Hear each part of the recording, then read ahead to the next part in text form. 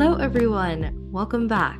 My name is Arna Sahu, host of Arna's News, where on this podcast channel, I aim to eliminate the gender gap in the STEM fields by featuring inspiring female professionals and highlighting their stories and accomplishments to further encourage girls. Today, on episode 41, I think somebody should have told me that to find your voice, it doesn't take that long. For me, it did take pretty long.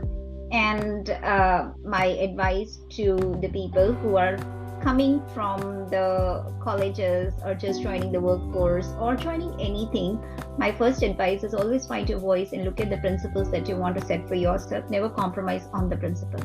One principle I always set for myself is company first, org next, team, and then comes you. And every time when I'm confused about whether I should do A versus whether I should do B, I apply the same principle, put them in the same bucket, and the decision becomes clearer and easier.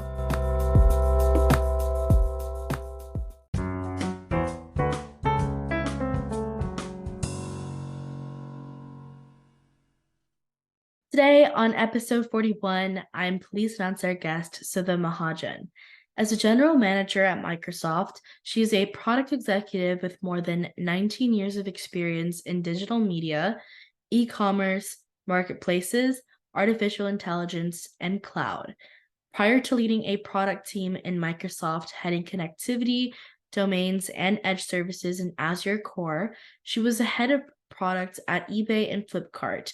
Furthermore, as a prior director of product at Yahoo, she built the largest online display ads marketplace and data platforms that served Yahoo's premium inventory for display, video, and mobile. To top it off, she was named as Most Admired Businesswoman in 2019 by Insight to Success and among 52 women in product management making an impact leading multi-billion dollars of businesses.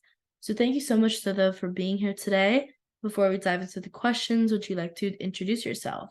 Thank you, Arna, for providing me with this opportunity. I love the work that you're doing, inspiring other women in STEM. It's an honor to be being interviewed by you. Thank you so much. And my first question for you is, tell us a bit about your career path. It's an interesting journey. That's what I would say. It's been 20 years when I came to United States, to a country of dreams where I was told that it's a land of opportunities. Anything you think about happens here. When I graduated in 2001, after my master's in computer science, it was the first recession that I was subjected to. Never seen an economy like that where there was no space for international students requiring a visa, but also people with such high qualifications with masters in computer science there were no opportunities left for them. So I had my own share of struggles before I entered the race for the career, or even started my career. For a longest time, I would say that 1 year, I actually thought my career ended before it started. I was hopeful, but also somewhere in my heart desperate for that one opportunity, irrespective of what that opportunity is, to give me a chance to prove myself. So I would say I didn't choose my career when I started. The career chose me. The first opportunity I got with a company called Macroversion to start as a junior engineer, which I did. In a matter of, I would say, 1 or 2 years, I had 3 promotions because, diligently, I was looking at every opportunity that can be nailed down and how to have a broader impact.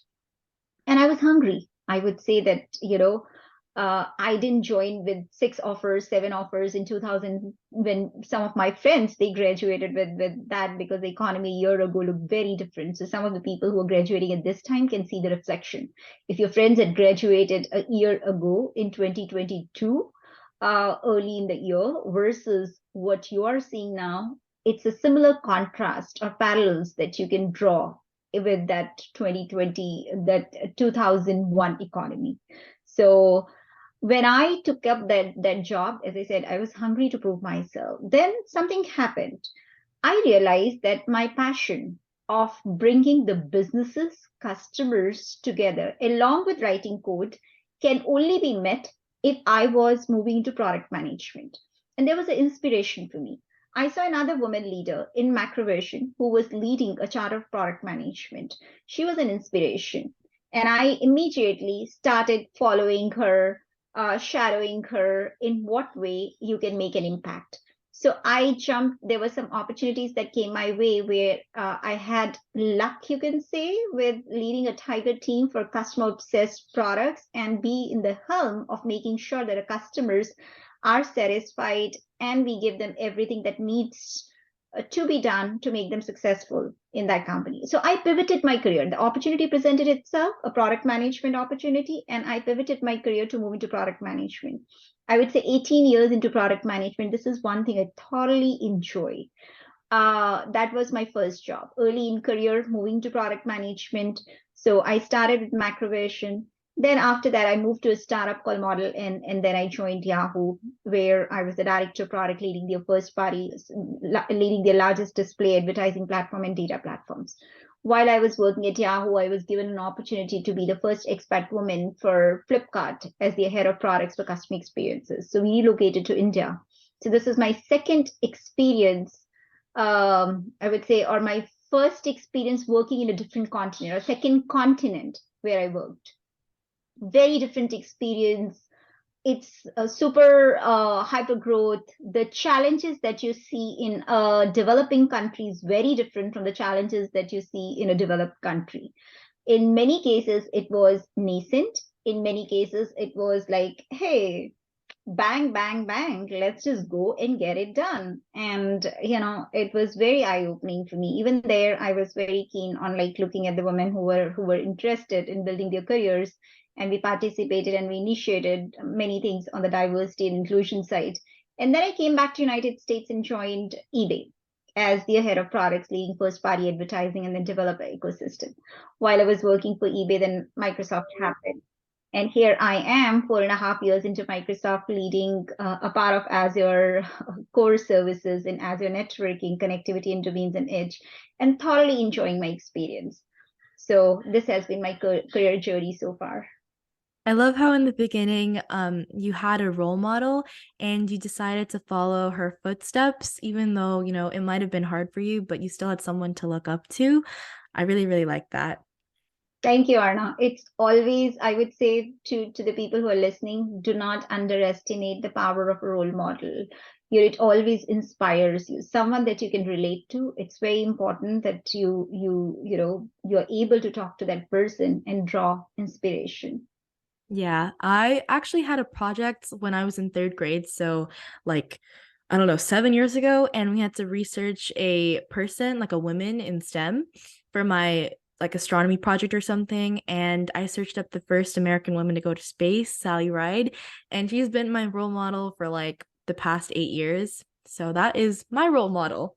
Well, that's fantastic. That's fantastic. Thank you. And my next question for you is, what advice would you give someone wanting to pursue a career similar to yours? And do you have any tips to succeed? My first advice to anyone who wants to pursue a career is be flexible. Now, I know it sounds very, very simple to say, but when I say flexibility, the role that you start with, you're not going to continue with that same role throughout your career. It's going to take multiple shapes and forms. Many times you will be asked to lead the organizations. Many times you will be asked to develop the organizations or to start an organization. You should continue to be flexible and continue to develop the skills which are required to be successful. In product management, it is extremely important to be as diligent as possible and build the products which are simple to understand. Third, and the most important thing, do not be afraid or shy of giving a tough message. This tough message could be to your own people who are working under you or people who are your colleagues, or many times it could be customers. Many times you have to take a bad news to the customers, but you have to take the accountability and empathy with that because they were not expecting it. They're the people who are paying you and they expect something from you. At that point of time, you wear the hat and lead the conversation, but come out in a way where it's a win-win situation for you and your customers. So I would say that flexibility in the way you adapt things. the way you adapt to a new culture when you join a company, the way you adapt to your engineering environment because your best partner is your engineering lead. Those are very key elements. As long as you have that, you will continue to drive the business, you'll continue to be on the right path. One other thing is always stay positive. That attitude of positivity is extremely important. Um, as I said many times, things may not go in your favor. At the end of the day, it's software. Misses happen. Many times the delays happen. Things can go out of your control. But remain positive and take that positive attitude with trust and diligence to your customers. Yeah, the flexibility part was really where when you had to move continents because you were first based in America and then you had to go to India. I feel like because you were so flexible, you were able to jump the career ladder. And also the positive part about it, um, I'm pretty sure as a product manager, it's really, really hard because you have the technical side, but you also have the people side, and it's really hard to mix both of them, but I feel like being positive and that flexibility is really important. You are dot on, Arna. Absolutely. Yeah. And my next question for you is what is a common myth about your profession that you want to debunk? So this is very funny. I'll tell you one thing. Every time a person looks at product manager, they're like, oh, we manage extremely complex portfolio. Products are extremely complex. So we want a very senior person who can, lead this product management space. I'll tell you one thing. If you have built extremely complex products, it means you haven't understood your customers. The myth that you're talking about, this is the biggest myth that I have come across where people say that I need a product management or a product manager who can deal with complexity. Yes, there is complexity, but the best outcome is to convert that complexity into simplicity, which your customers can understand. You do not need to build products for someone who needs extremely high degree of technical skills or a strong engineering background to understand your products. You need to build it as simple that you should be able to at least explain it to a 10-year-old person. That to me is the accomplishment of a product manager. And this is also a myth in our industry which is very, very much talked about, and I do not believe that's the correct one. Yeah, to make something very difficult, but shrink it down to be more simplistic for onlookers is very, very important because at the end, you are someone who has to talk to the people, although you have the technical side of it. So that's also something to look out for. Absolutely. You rightly said, the complexities can still be there, but they can be hidden behind the product. Our customers don't need to be exposed to the complexities of the product. That's simple. You will keep it for them. The higher the adoption you will see and more retention of those customer base. That is really critical and important. Yes. And my next question for you is if you could step into my shoes or younger self, what would you have asked yourself that I didn't? I would say enjoy as much as possible at your level and at many high schoolers or early in career. I'm seeing a lot of pressure saying, "Hey, give me a career advice. I need to get into my career." I'll tell you many times life may not give you choices or may not give you that kind of flexibility where you are in the position to choose all the time. While you should always have control over the way things are happening, but the reason I said adaptability and flexibility are two key skills you'll require. I did not know at that time when I was young. I was putting a lot of pressure on myself, and that was impacting how I think, leading to some negativity, leading to some kind of challenges that I wouldn't have otherwise thought about. So, my first advice is now, after 20 years of experience, I can tell you it wasn't necessary at that point of time. Right things happen at the right time. You have few things in your control, which is like, hey, I am on a mission and let me continue to drive that mission. I'm flexible, I'm adaptable, and I have the right attitude. As long as you have that and you are willing to learn, there is no stopping for you. Do not put more than that pressure on yourself. You're just hurting yourself and you're taking away the fun from your life, which is absolutely required at your age and at your, when you're starting your career. I have a take on that as someone who's always wanted to be an adult. Like, even as a kid, I've always wanted to be older and, do things by myself and be independent and all that kind of stuff.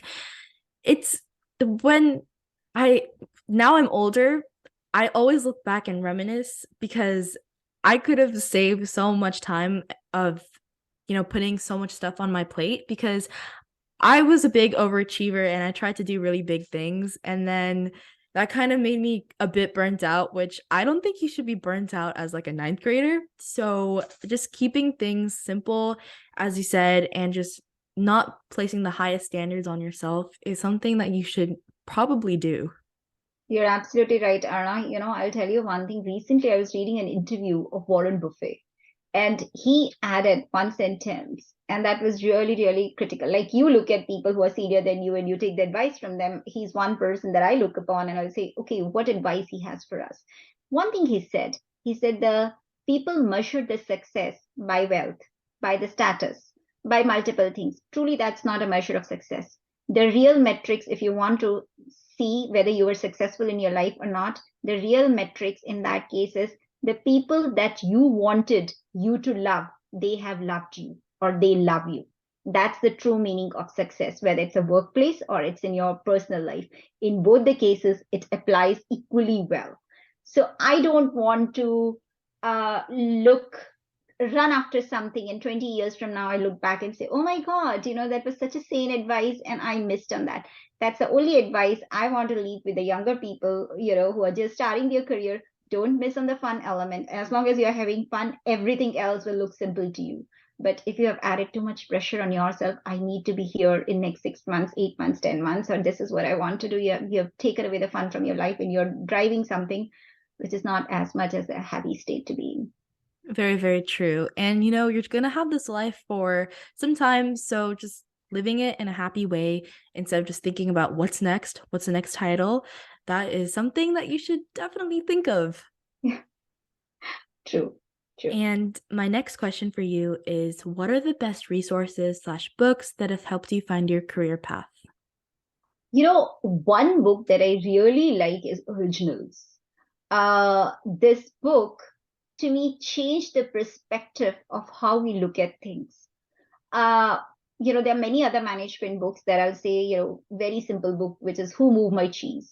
It's all about flexibility. Go where the cheese is. Don't just keep going to the same space hoping the cheese will be there. That's a good one.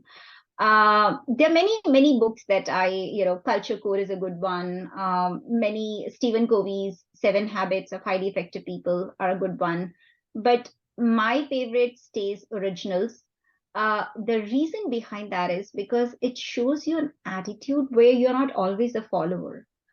You think about when you think of a problem, what's the right way of solving it? What is a different way of solving it?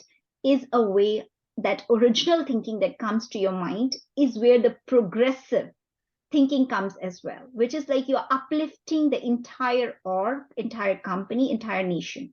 If you continue to do what you have been doing, there is no originality in that. And the people who thought out of box are the people who succeeded in not just their own career, but also uplifting hundreds and thousands of them with them. So many good companies came out of Bill Gates thought about like the operating system and introduced Microsoft. Larry Page, Sergey Brin thought about like a search engine which can change the word. That's how Google came. So that original thinking is absolutely required. That's why I love originals.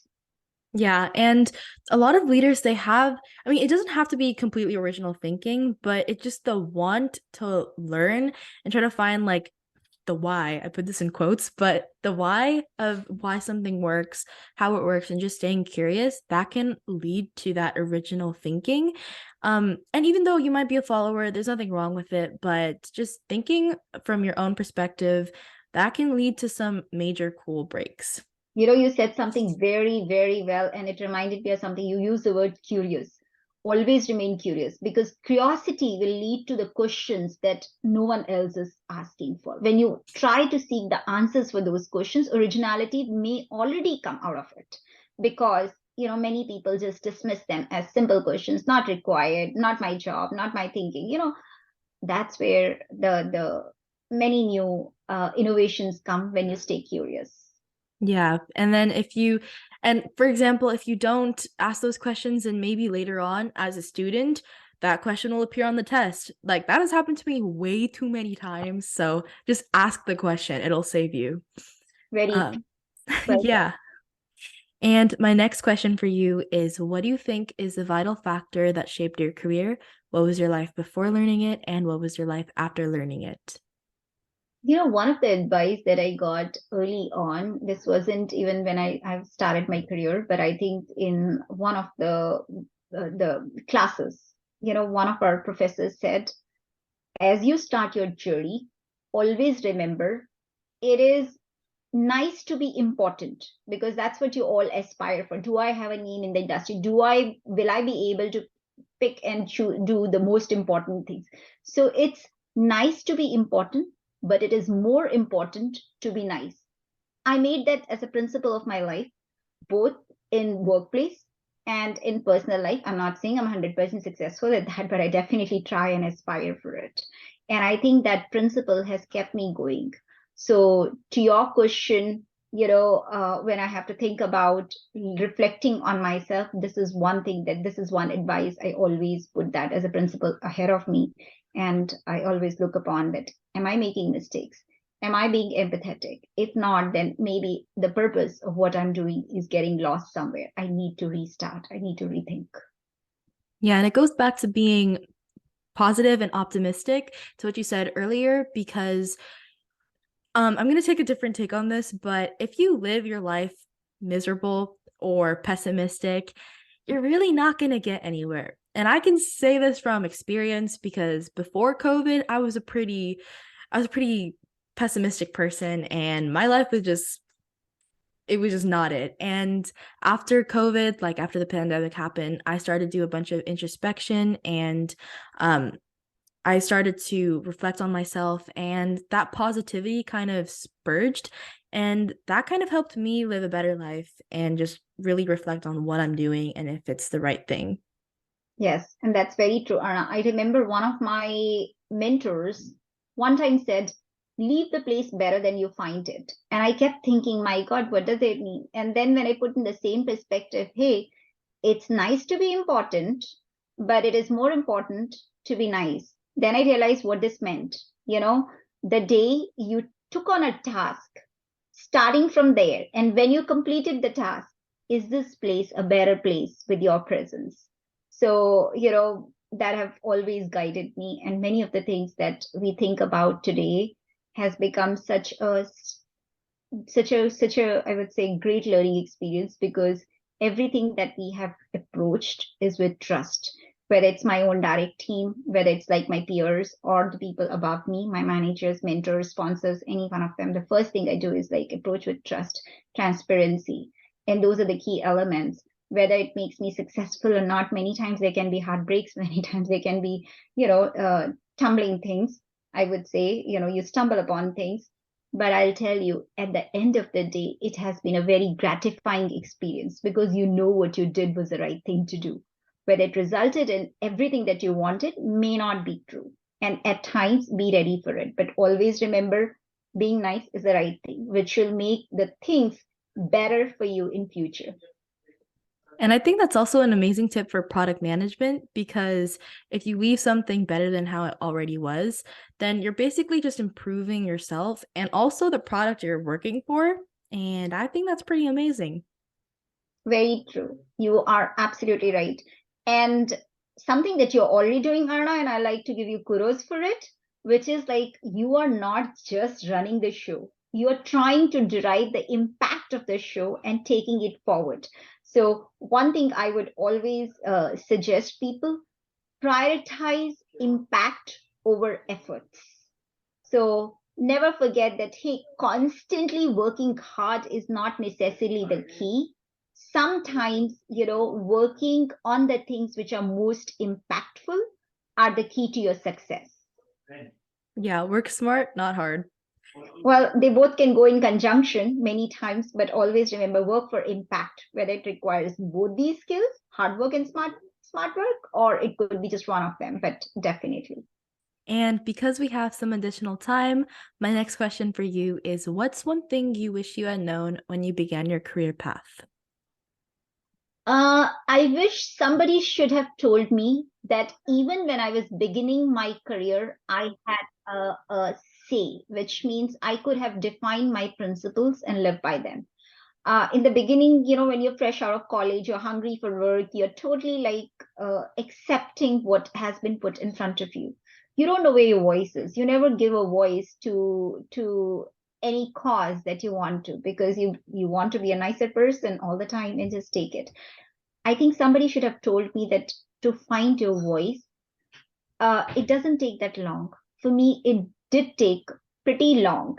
And my advice to the people who are coming from the colleges or just joining the workforce or joining anything, my first advice is always find your voice and look at the principles that you want to set for yourself. Never compromise on the principle.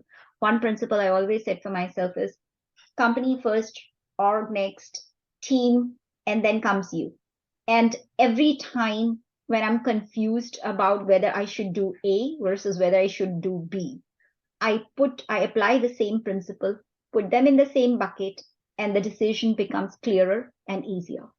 I see. That's very, very insightful because when you're fresh out of college and out of education, you typically need to make money, and you're gonna do whatever is given to you because you're basically desperate. But finding that voice, because so many other people with these higher roles, I said in quotes again, they can force you to do things you really don't want to, and it can just like mess with you. But just finding your voice and probably trying something else can help you both mentally and in the future. You're right. You're right. And because we have some additional time again, my next question for you is, how do you continue to learn in order to stay on top of things within your role? So this is a very good question. I love it. Learning is one thing that I would say should not stop. Your education can stop after bachelor's, master's, a doctorate program. You decided not to go to further college. That can stop, but your learning should never stop. And learning comes from very different aspects and almost all the aspects. As long as you're listening, parsing, absorbing, and reflecting.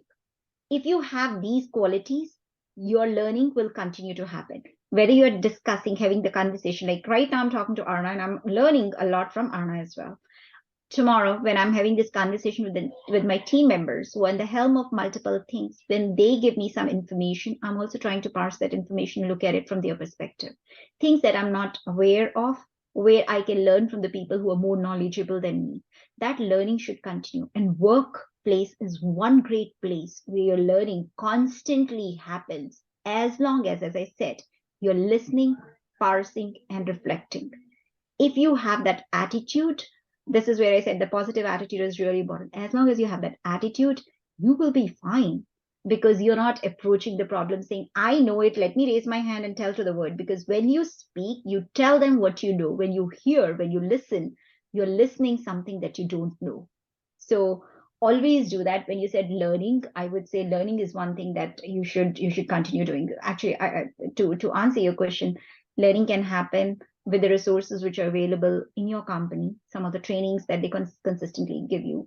Learning can happen from many other external sources. Nowadays, even social media is a good channel to learn. LinkedIn has many resources where you can go and choose the webinar that you are interested in that can enhance your learning, where industry leaders are talking about something. Some conferences are really good where some leaders are talking about a subject that you're very interested in. Some domain spaces that can be. YouTube has a lot to learn on when you talk about some areas of interest. So find that time, at least 30 minutes in a day, when you're learning something new. So that will be super beneficial and helpful. Yeah, I have two takes on this because a lot of people think that physical education equals to learning, but that's not really the case because learning can be in so many different forms, as you said, through LinkedIn, social media, articles, and you should always continue to learn because that is like the key to success, I think. And also, my second take is that this is a really big stereotype. People think that once you're done with education, you should stop learning because that's the same thing. That's what they believe. But that's not the truth because, especially in STEM, as I said before, it's always changing. And like with what's happening right now in technology and everything, that should give you a bigger reason to want to learn because that's pretty fascinating, in my opinion. Very true. And I'll tell you, Anna, when I graduated, the languages of choice was C, Java. Today, it's Python, Ruby, and many other things. If we stop the learning right there and then, I don't know if there would have been any growth path. So I would say continue your learning. In fact, your jobs, your environment that you are subjected to is a great place to learn. And learning should never stop. Never stop.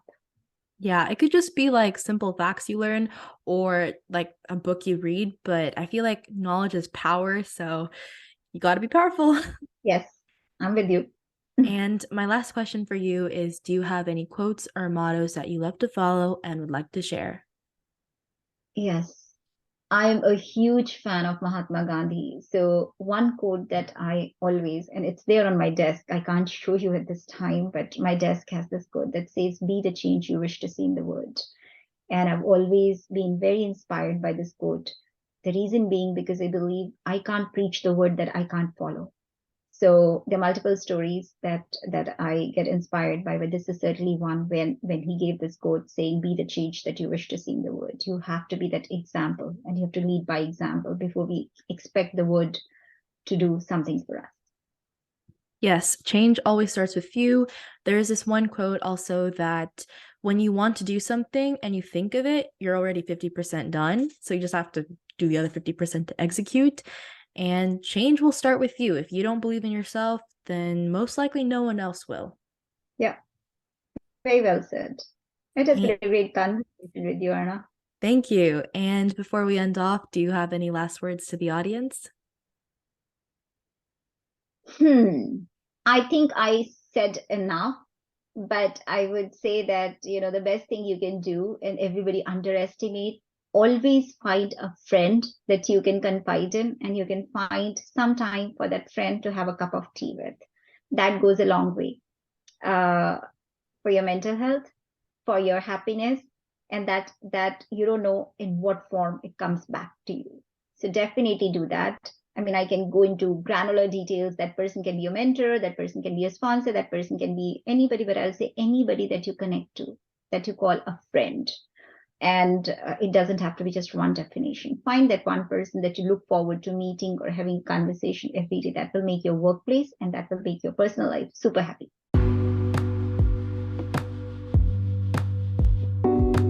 Hello, everyone. Welcome back. My name is Arna Sahu, host of Arna's News, where on this podcast channel, I aim to eliminate the gender gap in the STEM fields by featuring inspiring female professionals and highlighting their stories and accomplishments to further encourage girls. Today, on episode 41, I think somebody should have told me that to find your voice, it doesn't take that long. For me, it did take pretty long. And my advice to the people who are coming from the colleges or just joining the workforce or joining anything, my first advice is always find your voice and look at the principles that you want to set for yourself. Never compromise on the principle.